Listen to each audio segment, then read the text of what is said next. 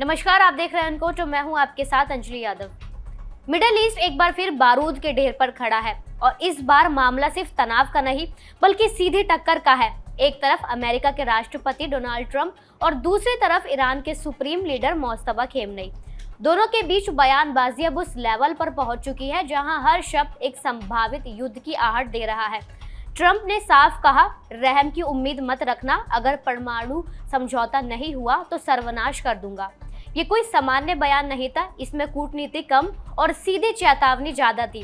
लेकिन ईरान ने भी तुरंत पलटवार किया। मोस्तफा खेमनेई ने लिखा, अमेरिका की दादागिरी नहीं चलेगी, वो क्या सर्वनाश करेंगे, सर्वनाश तो हम करेंगे। अब ये बयान सिर्फ जवाब नहीं, खुली चुनौती है।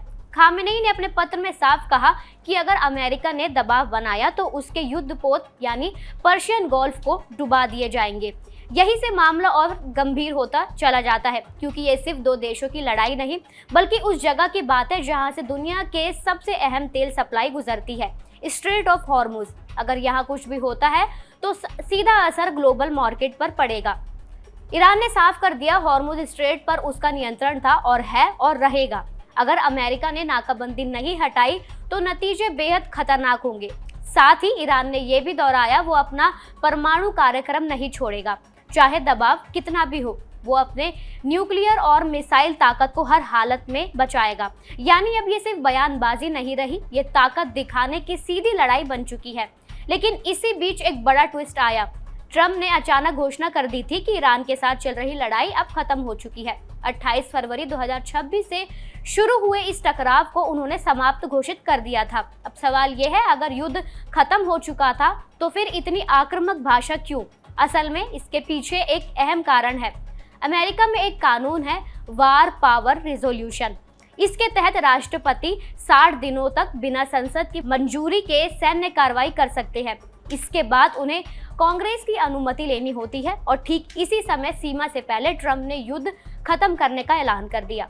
यानी एक तरफ बयान युद्ध खत्म का और दूसरी तरफ चेतावनी सर्वनाश की। क्या ये सिर्फ एक रणनीति है या फिर आने वाले बड़े एक्शन की तैयारी? अब सबसे बड़ा सवाल यही है, अगर ईरान ने वाकई जवाब दिया तो क्या अमेरिका पीछे हटेगा या फिर मिडिल ईस्ट एक और बड़े युद्ध की तरफ बढ़ रहा है? क्योंकि इतिहास गवाह है, जब भी हॉर्मुज स्ट्रेट में हलचल होती है तो पूरी दुनिया पर असर उसको देखने को मिलता है। तेल की कीमतें बढ़ती है, मार्केट में उछाल आता है और तनाव ग्लोबल हो जाता है। इस वक्त हालात बेहद नाजुक है। एक तरफ सुपर पावर अमेरिका, दूसरी तरफ जिद पर अड़ा ईरान।